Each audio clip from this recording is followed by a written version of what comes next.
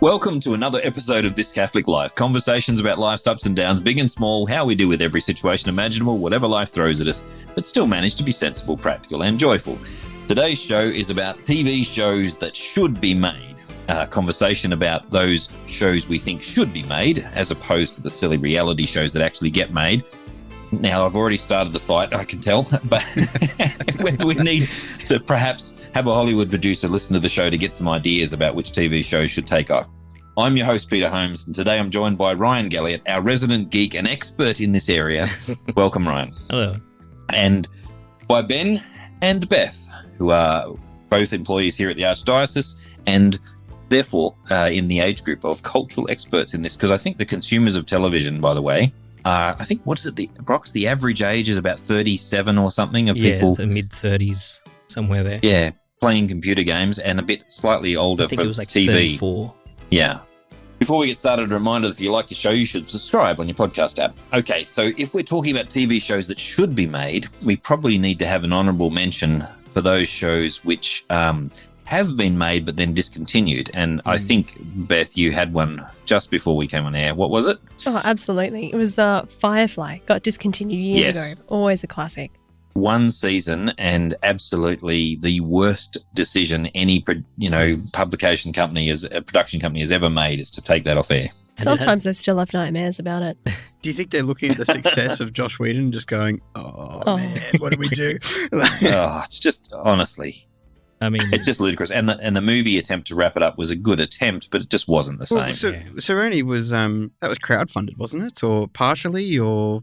From what I understand, they had enough fans writing to the studio. The studio just said, "Here's a blank check. Write the movie, get it done and finished."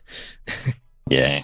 Are there any others like that before we go into ones that should be made? Are there any others that have stopped and should be continued? You know, I still want my movie from Community. We're always promised, six seasons in a movie? Yeah. And I'm still slightly angry that they never delivered on that. I'm angry that Community went downhill as fast as it did. That's true. Yeah. That's true. I don't think it deserved a movie by the end. Yeah, I think it finished on the right note. It ended when it needed to. It should have ended much 2 sooner. seasons earlier. No, that's true.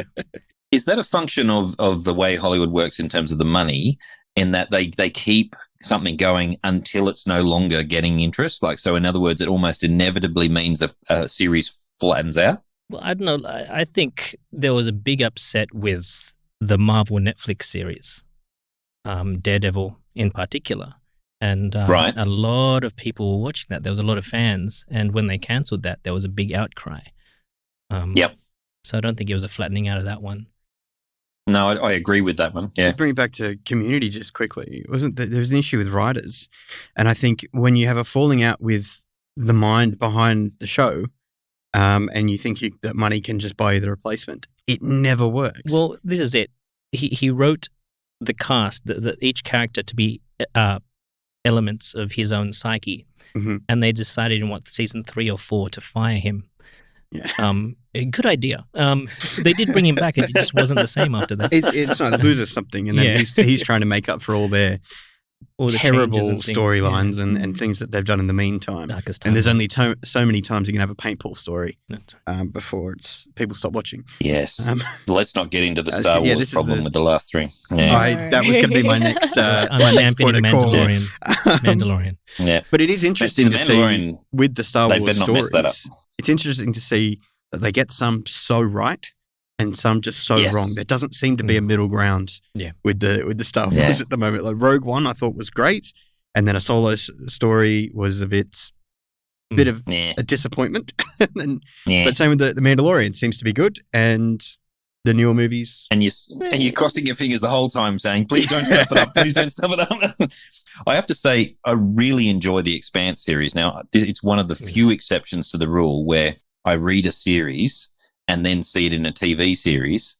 So, for instance, and this is probably going to get me in trouble, but I hate Game of Thrones as the series. I read all of the books, and they're a little bit gruesome, and I'm on the borderline for whether I should be reading them.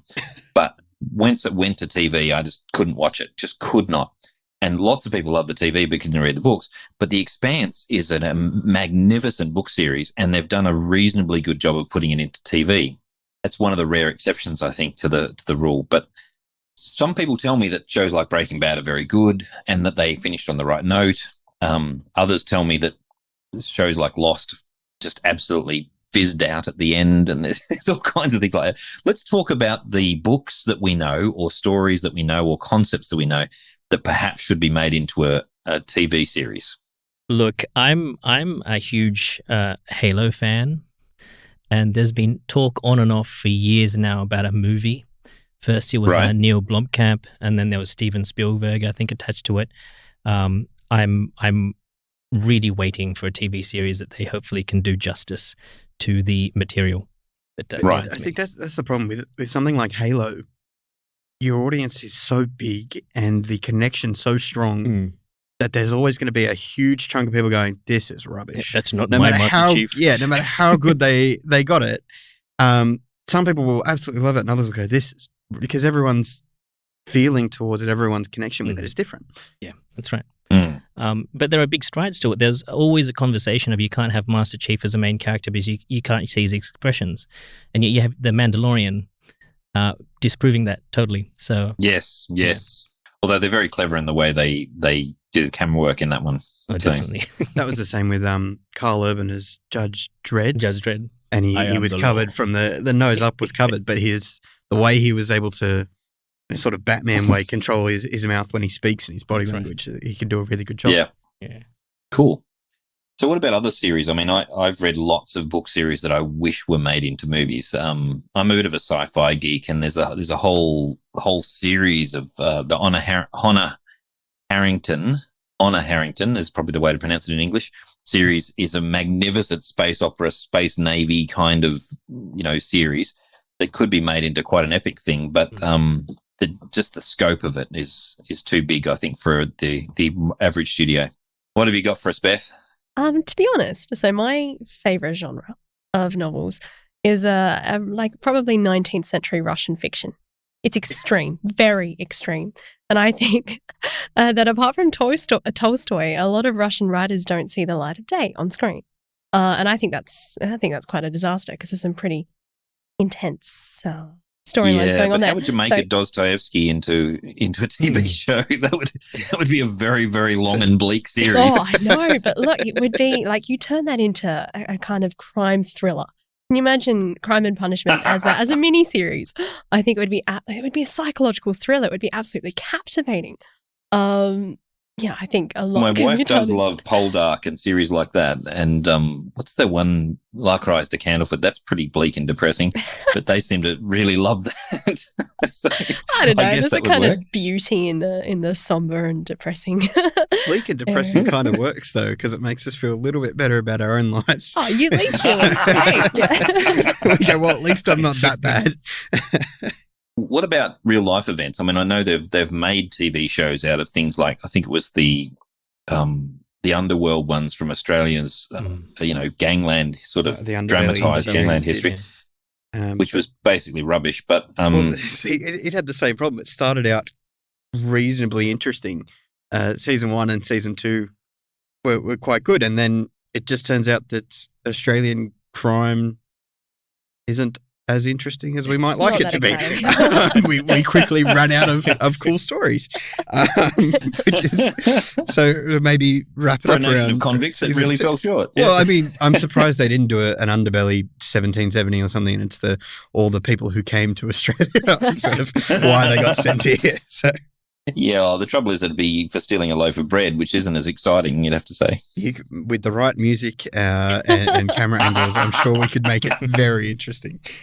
What about this idea? Is there a rumour, Ryan, you were telling me this, I think, that they were trying to make a Lord of the Rings spin-off TV series? Yes, I was going to bring that up. I know they're actually still doing it, but because it's still not out there, I'm going to pretend it hasn't been made or isn't being made and put that forward as a suggestion. Absolutely outrageous. Because it's not during the time of Lord of the Rings. It's in between The Hobbit and The Lord of the Rings. At least that's one of the rumors. The other rumor is it's Second Age. So I'm really nervous about that.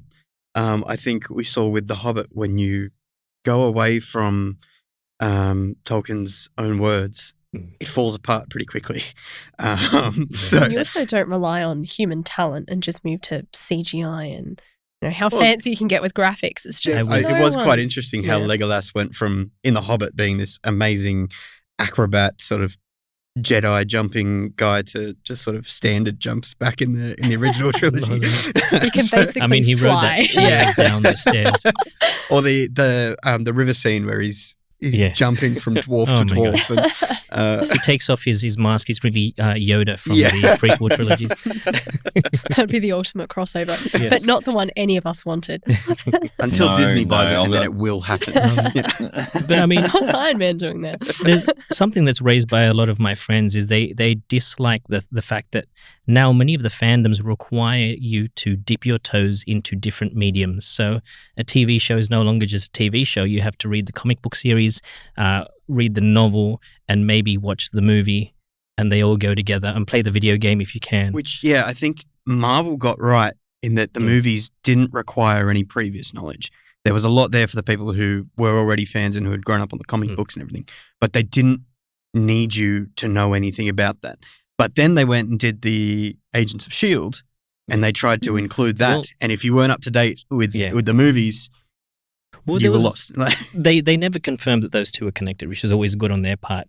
But also the fact that while there were different directors for the Marvel movies, they were all working under one storyline that is unified, which many other, I guess, cinematic universes failed to do. Are we just going to go straight ahead and name DC, or are we just going to imply that? Well, DC, there's also the Dark Universe that was supposed to be like all those monsters, all these different cinematic universes. I think you're right. The Marvel series, the whole universe, had that their story was planned, at least as far as the next Avengers movie, knowing that eventually Thanos was going to come. It doesn't feel like DC have done that at all. They tried to rush everything. Yeah, they just wanted to catch up. And there was that in the Justice League, there was that one throwaway line about Darkseid coming or something, and it just sort of didn't work. So, Ryan, are you then advocating for Battle Pope to make a comeback? No, please, no. So that's something that I never expected to come back.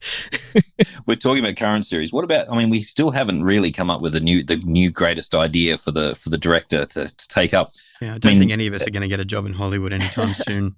Pitching story ideas. I mean, there could be. I mean, there's lots and lots of sort of high school and college kind of shows in the States. Frankly, living on campus is much more interesting than those shows, but I don't know that it would make a good TV show. There's a really interesting one on SBS that I watched once, which was basically just this group of people who had a couple of hour commute every day. They got on the same train from a particular country thing, a couple of hours into the city to their jobs, and the whole show is just their commute, like just them going back and forth.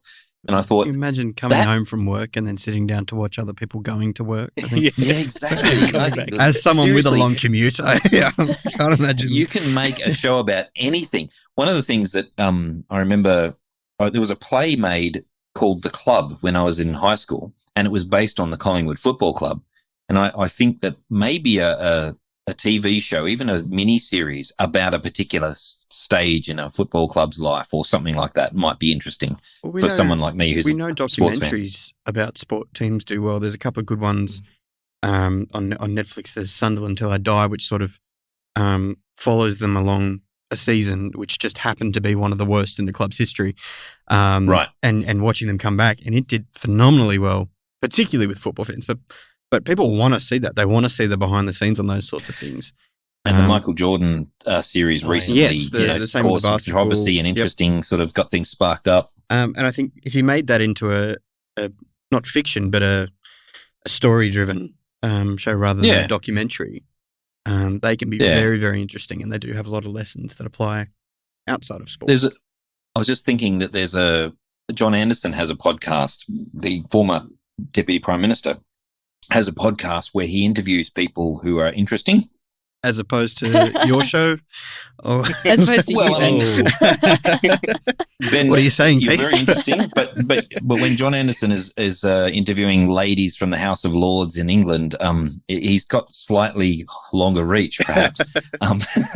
And when that woman was telling a story, for example, about her flying in a light plane into an area of Africa in order to rescue slaves, from their captors, that's just a level of interesting storyline that I think you could do miniseries like that. You could not necessarily re-dramatize it, but you could hear them tell the story, and I think that would be amazing. Yeah, the world of true stories is incredible, and there's so much there.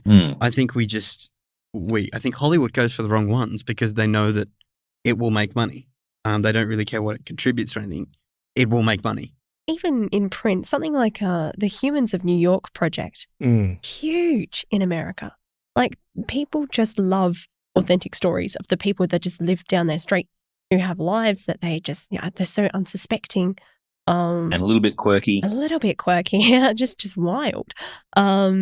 People just get behind the crazy character that they're just not expecting to have this sort of amazing life story.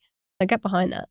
But I think there's all these stories about, and these desires of watching to see other people live their lives. And the desire to see those stories is something that's actually quite ancient. I mean, if you look at even the ancient Greeks and how they saw the gods, and, so many stories of, I saw a meme the other day saying ancient Greek mythology summed up is Zeus couldn't keep it in his pants. And I think there's something to it. And I think many of the stories, I mean, I was just reflecting earlier when we were talking about it, isn't Lord of the Rings just sort of like hey, let's tune into what the hobbits are doing at the moment? It is a bit. And it's also that sort of the unsuspecting little guy down the street is sort of a bit odd. He goes off and does this incredible thing, and you sort of like, that's right. And even in the book, that when he comes back and the other hobbit's like, no, he didn't. Like, there's that sort of that disbelief that someone so normal in that world could do something so extraordinary. Yeah. And I think bringing it back to, I guess, the topic of the episode, that I think that's what we really want to see is stories that, I guess, tell us about us. But it's twisted now. I think the media wants it so that they're stories that actually show us. And so it's not so much about you mean like reality shows? Well, no, about, hey, I'm not represented in that movie. I need representation now. And so it's not so much about the human condition anymore. It's about, I want to see myself up there.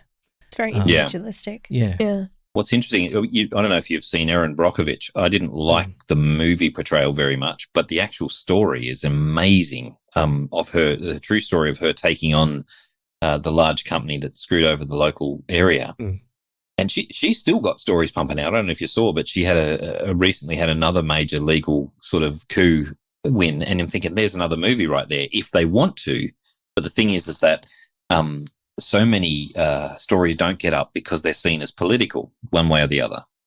Where, I don't know, there is a fair amount of virtue signaling going on in various TV shows, but I don't know if that's a bad thing. I just think it should go both ways. As in, I think you should be able to virtue signal all sorts of ways. It's just you can't get away with some types at the moment. I agree. And I think that needs to be, there was controversy a while back with Chris Pratt because he may or may not have been a Republican. And so we have to cancel him. Yeah.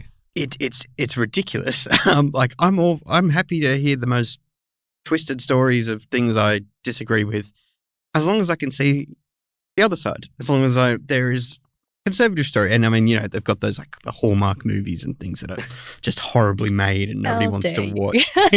Sorry, I've stumbled into. I didn't realize that was going to be the controversial topic. Sorry, but Amish romance is definitely a genre worth getting behind. Amish romance. Oh my god! If Amish romance could be given the same budget as some of these other stories are given, then we could really be onto something. But they're not, and it's a shame, but I don't think there will be for a while. I personally wouldn't watch Amish love stories, but Beth, you do you. It floats my boat. I'm good with it. Well, the thing is that if it sells, they will do it. But the trouble is that they're selling not just to individual watchers; they're selling to studios, and you have to get the thing distributed in order to sell it. So there are some movies, even though they would, like Mel Gibson has trouble selling concepts sometimes just because he's Mel Gibson, and he's managed to annoy everyone in the world at some stage. That's the other thing. Now you have to get actors on board, and actors are so a particular way. We know Hollywood is overwhelmingly sort of left-wing politically. Really? Yep. I don't know if you've heard that. I'm sorry, I'm breaking news here.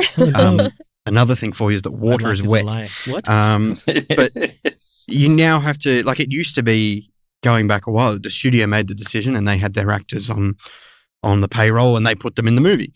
Now you have to win over the actors, and so many actors are now producers and they own their studios and they're pumping out content.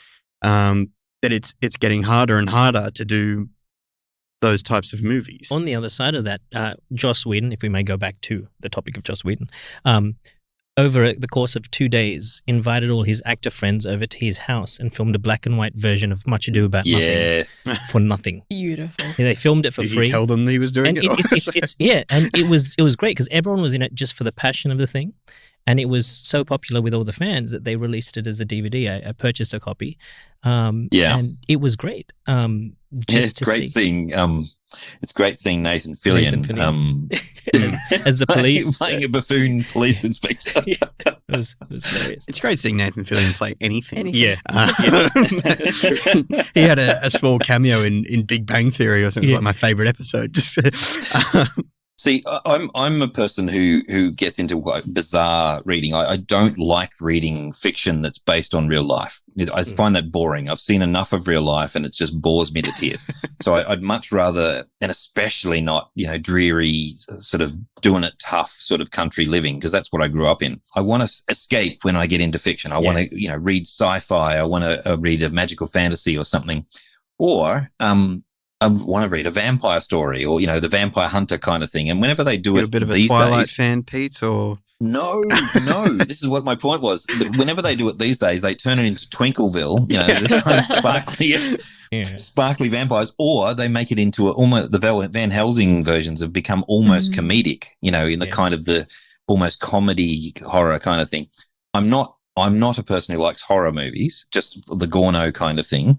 But I love the suspense and the kind of the darkness of the idea of werewolves and that kind of thing. The Underworld series I really liked and I thought would make a good TV show, but obviously no one agrees with me there. So did you see What We Do in the Shadows? I have not. That's a combination of one of my favorite directors. We could do an entire show on that. Yeah. That was one of my favorite movies. The movie or the series? I haven't seen the series. Watch the series. Well, because I loved the movie so much, and that was sort of my first introduction. Actually, I think the series is slightly more disappointing once you've watched the movie. It's so good, and I was a Flight of the Conchords fan. Oh yeah, before I saw it. So they had that short with all the vampire ruling council come together, all like stars, and it's just it was done so well. And that was my first introduction to Taika Waititi, and I can't bring myself to watch the series for fear that it's just not going to live up. This is me. No, once you do, you will see emotional vampires everywhere. It's beautiful. So when someone takes an idea, though, they take an idea and run with it. That's a really cool idea. Like, so for example, one thing I'd love to see made into movies, but I don't know how they do it, is Terry Pratchett's series on the Discworld. Because he's taken this magical fantasy world. He basically took the mickey out of magical fantasy when he started. He took a magical fantasy world where the world is flat, and there are cultists on it who believe the world is round and they're really silly and everything. So and magic works, but technology is done, it's all done by magic. And so he kind of parodies our world. But then in the series, he begins to write novels based in this world, which are a parody of our world. So he does one on opera. He does one on vampires. He does one on moving pictures. So he does a whole lot of books about individual themes, and he does one on religion called Small Gods. And it's brilliant. The absolutely brilliant analysis. He's an atheist himself, but he's actually quite respectful and interesting when he explores the ideas that we're talking about, moral ideas and different things. And he personifies death. He has death as a character in all of his books. What's really intriguing about him is that it's very, very difficult to capture his humor. And the few versions I've seen of attempting to make movies out of his books haven't done a great job of capturing the humor. But I think as a TV series, they might be able to do it. Well, they did some animated episodes for the series. Unfortunately, I think the strength of his writing is the use of his literary techniques, so simile and things like that. He's very descriptive, and the humor is in the description, which doesn't come across visually. So I think if they were going to do it with the similar humor, they'd have to have a strong narrator. I have to say, he's the only author that's ever made me wet myself laughing for 10 minutes over a footnote. He's hilarious. He just puts in a footnote and just laugh my head off. It's one of my guilty pleasures is pull open a Pratchett book and just start reading it. Yeah. What about other authors that you know that have just been magnificent and you'd love to see them in film? But we got to admit, what Ben's just confessed there is similar to me. I'm scared when someone says they're going to do a particular series. You go, please don't stuff it up. Please don't stuff it up. And the trouble is they mostly stuff them up. So, but what's something it's you'd again, love it's what I to was see? saying with Halo. Half the audience is going to think they stuffed it up and half the audience is going to love it. Yeah. Because no one reads the book the same way. And everyone's got their own idea of what makes Halo Halo. Exactly right. And so trying to turn these stories that we've read in books into movies or TV shows is incredibly. It all rides on the guy who's writing the script. But see, that's how he interpreted the book. That's the beauty about the first Pirates of the Caribbean movie, because you couldn't exactly say the ride was better, right? The movie was great, went off a great idea, and just had the whole story for it. But that is an example of taking things too far, though. The Pirates of the Caribbean series, they went all over the place after the first movie. Yes, but that's a changing formula, which I think sometimes they do when they turn a book into a series. So. The reason that the first Pirates of the Caribbean was so good was it was a story about Will Turner and Elizabeth with Johnny Depp sort of around doing his thing. And then it flipped. They went, he's the popular one. We'll go with him. And he became the star. And it was just horrible. Right. And I think they can do the same things with books. There can be a character who's sort of not the star of the book, but he's around and he's important. And they just say, we're going to really play him up because people loved him. Yep. And they ruin it. So some other series that I've looked at, my kids love watching the Ranger's Apprentice books. They're nice and wholesome. They're full of action. They're, sort of vaguely medieval, no magic in it, but there's lots of bows and arrows and sword fights and things. And they're kind of dragged out over a series. I'm just trying to think of other series. The Edding series are a bit too long, but they've got the kind of story arc, which could be turned into something. I enjoyed the Edding series, but I found after reading them that there are much better narratives out there. He's got a great style of storytelling, but in the end, there was a lot of predictability to them as well. Yeah.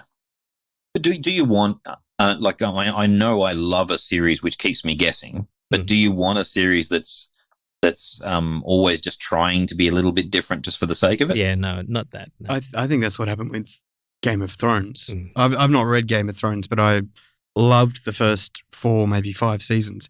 Because you could never tell what was going to happen. Because neither could the original author. Yeah, but that's right. But like when he wrote it, it was so there was a realism to it that I think is why it was so popular.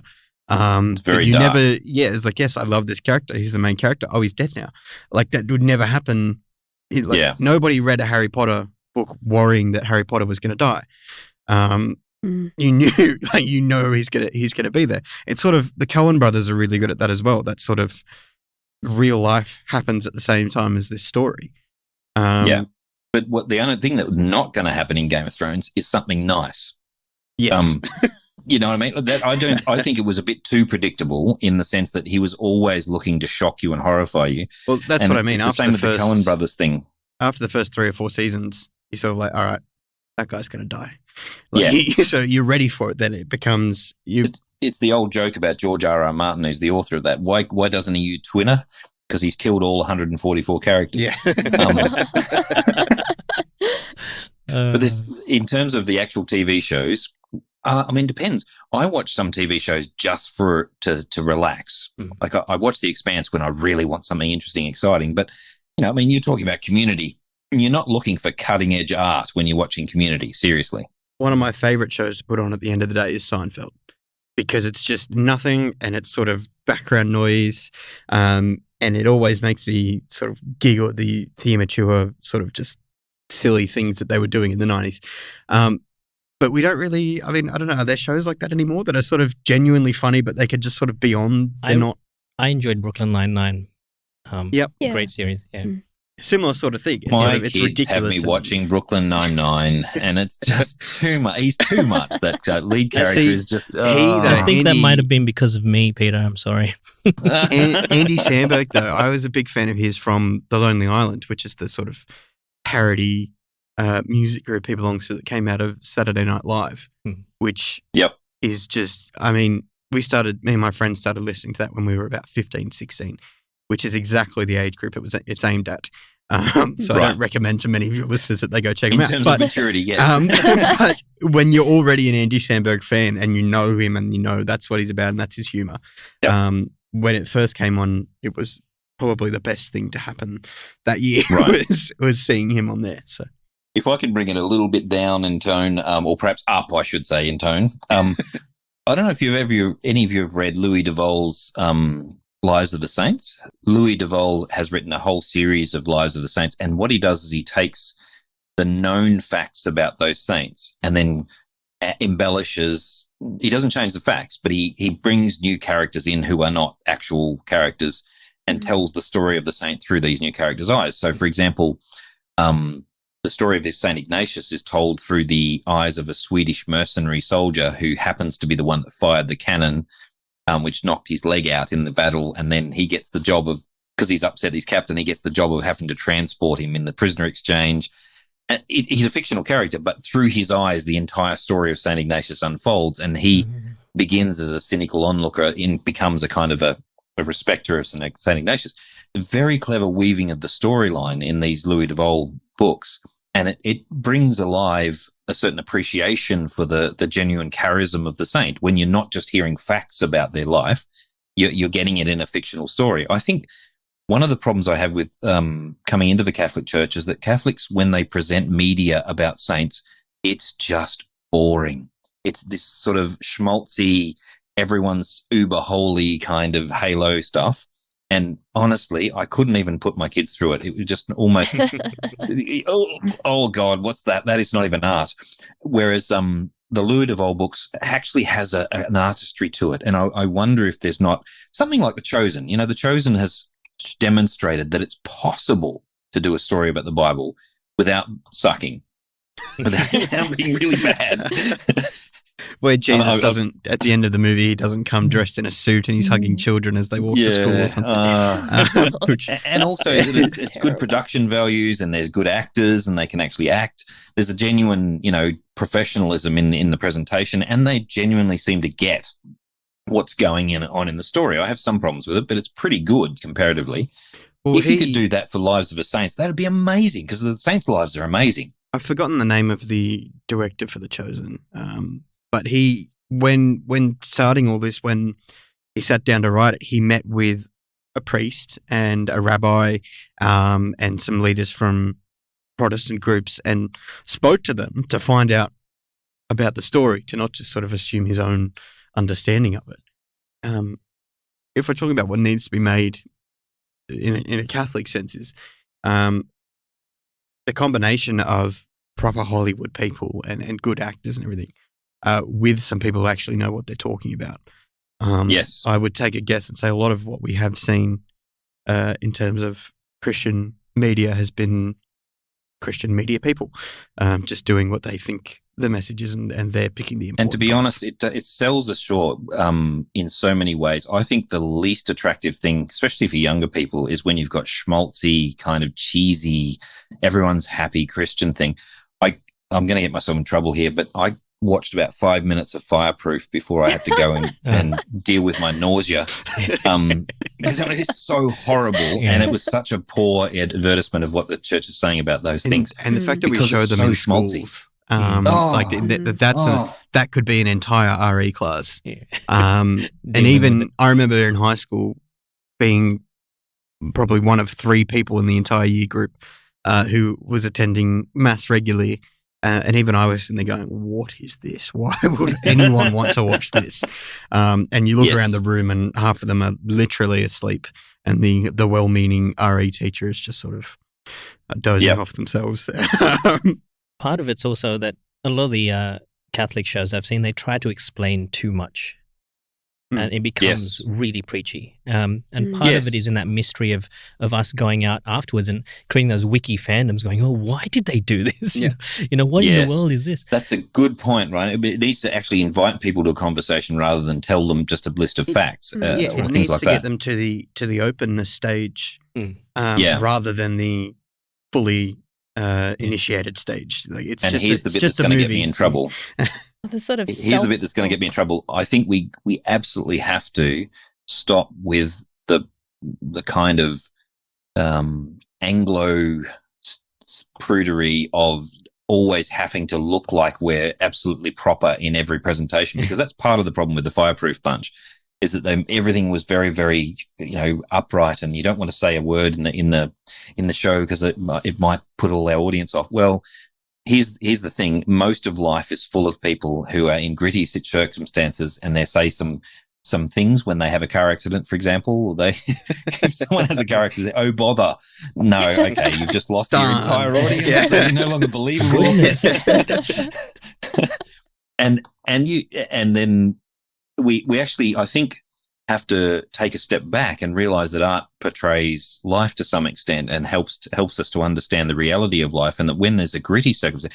There's one movie I watched which was called Produce Where Hope Grows. I watched it because my son has Down syndrome, and it's about a young kid with Down syndrome working in a supermarket. But it's really gritty. It's done by a Christian director, and it's quite gritty because it's about a guy who's an alcoholic coming out of it, and he's trying to make up with he's kind of, win back his daughter as someone, in his family. It's quite a gritty and hard story to watch, but it was much more effective than anything else I've seen in that genre because it was gritty, because it was hard. I think Christian media in particular, and not showing those gritty things, and the ones we laughed at were the car accident. You sort of say, oh, darn. They're taking away, or they're assuming that the parents of children watching this won't be there to say, we don't say that, or we don't do that. So I remember my older siblings were big fans of Friends when I was a little kid, and I wanted nothing more than to sit and watch it with them. And I remember before I was allowed, Mum sort of pulled me aside and said, there are things that happen in the show that we don't do. They're doing it, and it's fine, and it'll be funny and all the rest of it, but it's not a good way to live your life, or it's not how we want you to live your life. Now go and watch. There needs to be a responsibility of the guardians and parents in these situations to say, we can watch this, we can enjoy it, we can look at that, but we're not going to, you said that in a car accident, you're not going to say it around the house. So there has to be a balance though, doesn't there? Because you can immerse yourself in these shows and it becomes the sort of the background to your life. Like most of the kids I talk to these days, they're much more peer pressured by TV shows than they are by each other. So having a balance, this is why I've mentioned Louis Duval and the others, having a good balance of wholesome and healthy stuff and the other stuff is pretty good, pretty important. All right. Well, it's probably, we've solved the world's problems in this area. Time to wrap this one up. Thanks, guys, for coming along. We probably should ask our audience, what do you think is a TV show that should be made? What are we looking for in the world? What's the big gap there? But that's it for this week's podcast. If today's discussion got you thinking, or if you've got a good idea, send it to us on Twitter, Instagram, Facebook, or Discord. Or if you think we should talk about another kind of show, we've missed it, let us know too. Write us a review on iTunes too. Remember, this is a uniquely Australian Catholic podcast, and we think that's an idea worth getting behind. So tell your friends. Shout out time. How about we start with Ben? I wish you hadn't, but my shout out is to all the people making movies who might not agree politically with what's currently happening in Hollywood and what might be the norm. Is keep going, keep writing your stuff and pitching it and getting to people, because we need it made. So we do. Beth. Mine is to Mel Gibson and Jim Caviezel for their kind of game-changing work, I guess, with the Passion of the Christ. I know it's a work that's changed so many people spiritually. And, they kind of ruined themselves in the process, but they did it for the greatest good. So, yeah. Fox. I want to do a shout out to all the Catholic creatives out there. Do not be afraid to work with each other. You're the people that we need to start to stand up and make this stuff. And if you don't work with each other out of fear or anything like that, it'll never get done. So have that courage. Yeah. I'm going to shout out to everyone who's made good art, whether you're Catholic or not, or whoever you are, the ones who've inspired us, made us think, and brought us back to contemplation of life, the universe, and everything. That's all for now. Thank you for listening to This Catholic Life.